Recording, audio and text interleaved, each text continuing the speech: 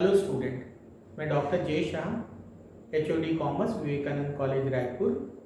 9th video customer account के ऊपर लेकर आया हूँ जो बैंकिंग कंपनी से रिलेटेड है।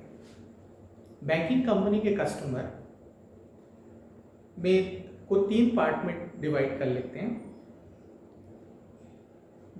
अगर बैंकिंग कंपनी का कस्टमर का डेथ हो जाता है तो उससे उसकी जो प्रिंसिपल अमाउंट और इंटरेस्ट उसके लीगल हेयर यानी सक्सेशन या लीगल एग्जीक्यूटर से रिकवर किया जाता है।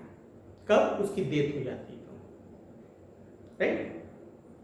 सेकेंड, अगर कस्टमर इंसॉल्वेंट हो जाता है तो इंसॉल्वेंसी के डेट तक बैंकिंग कंपनी इंटरेस्ट चार्ज करती है, उसके बाद चार्ज नहीं करती है, राइट। फिर ऑफिशियल रिसीवर जैसे डिसाइड करता है पेमेंट का, उस हिसाब से सेटलमेंट होता है। थर्ड, ऐसा कस्टमर जिसकी फाइनेंशियल पोजीशन डाउटफुल हो।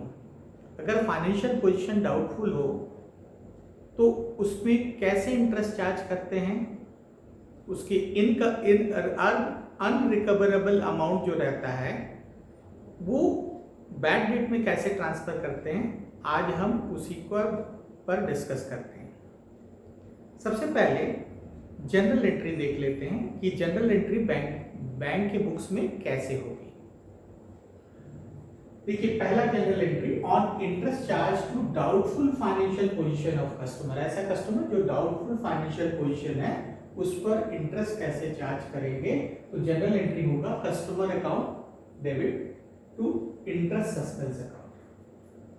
आप interest and discount suspense account भी लिख सकते हैं क्योंकि बैंकिंग कंपनी में इंटरेस्ट और डिस्काउंट अकाउंट एक साथ होता है। Second, on amount receive from doubtful financial position of customer. जब फाइनेंशियल पोजीशन डाउटफुल रहता है कस्टमर, उससे कुछ अमाउंट मिलता है तो क्या एंट्री होगी? Simple, cash account debit to customer account, right. इसमें अमाउंट ये जो रिसीव रहेगा उसमें प्रिंसिपल अमाउंट भी रहेगा और इंटरेस्ट भी रहेगा। Third, on transfer of interest suspense account to interest account. जब इंटरेस्ट सस्पेंस का कुछ अमाउंट या जितना अमाउंट मिल जाता है बैंक को तो क्या एंट्री होती है? मतलब ट्रांसफर मिल जाता है तो इंटरेस्ट सस्पेंस से इंटरेस्ट में कैसे ट्रांसफर होता है, तो interest suspense account debit to interest account. ये इंटरेस्ट सस्पेंस से इंटरेस्ट अकाउंट में ट्रांसफर होता है क्योंकि ये अमाउंट इंटरेस्ट का मिल चुका है। और फोर्थ जनरल एंट्री देखते हैं, on transfer of unrecoverable amount of interest. जब इंटरेस्ट की अमाउंट रिकवर नहीं कर पाती बैंक तो क्या एंट्री होती है? Interest suspense account debit to customer account. देखिए, जब इंटरेस्ट चार्ज किए थे तब क्या किए थे? Customer account debit to interest suspense account. जब रिकवर नहीं हो पा रही है इंटरेस्ट तो जस्ट अपोजिट एंट्री, इसका अपोजिट एंट्री यहां पे करना है, right. Fifth, on transfer of unrecoverable amount of principal amount. जब प्रिंसिपल अमाउंट रिकवर नहीं हो जाती है तो नेचुरली वो बैड डेट्स हो जाता है, तो bad debts account debit to customer account.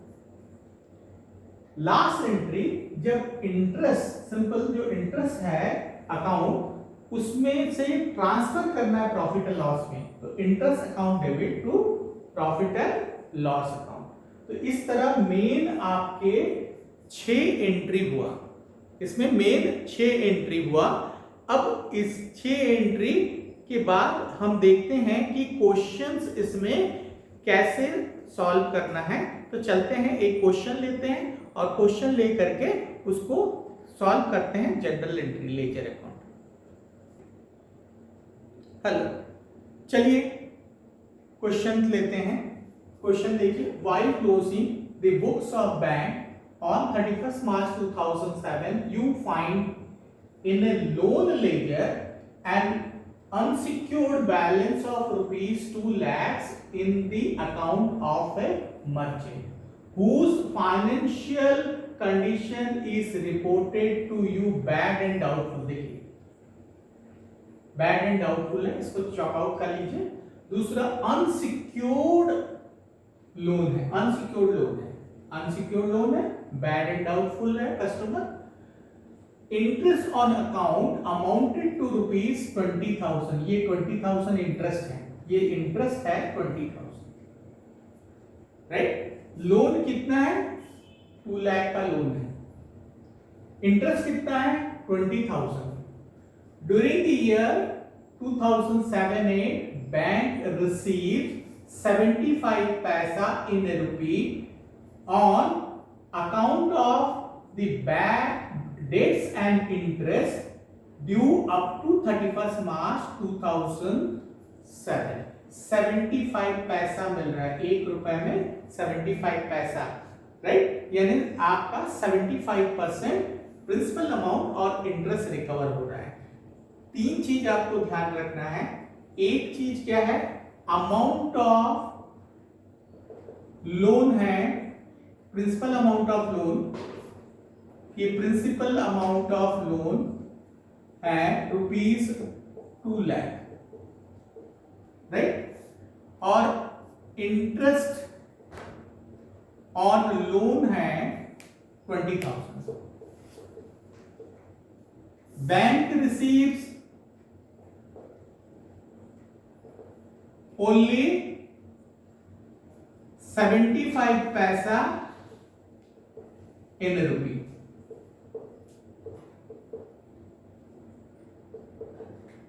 75 पैसा इन रुपी 1, राइट।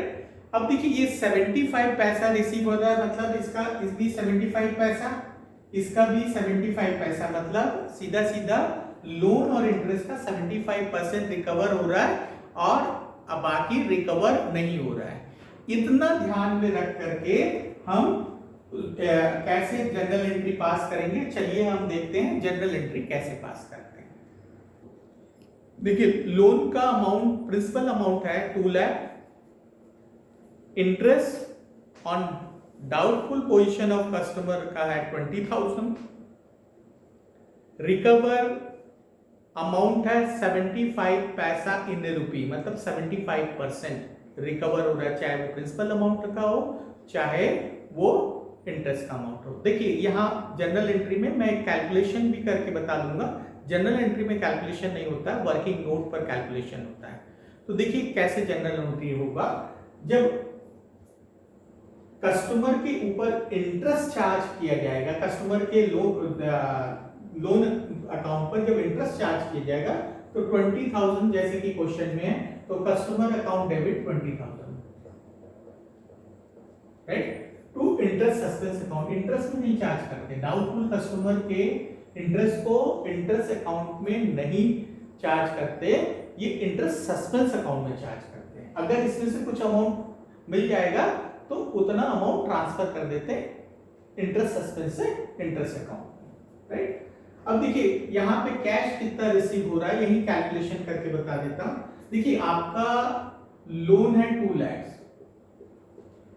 इंटरेस्ट है 20,000, इसका 75 पैसा मतलब 0.75 से मल्टीप्लाई कर दिए, 2,20,000 मल्टीप्लाइड बाई 0.75, ये अमाउंट आया 1,00,000 आपका 65,000। ये 1,65,000 cash account debit to customer account 1,65,000। आप चाहे तो इसको कस्टमर के बदले मर्चेंट अकाउंट भी लिख सकते हैं, राइट।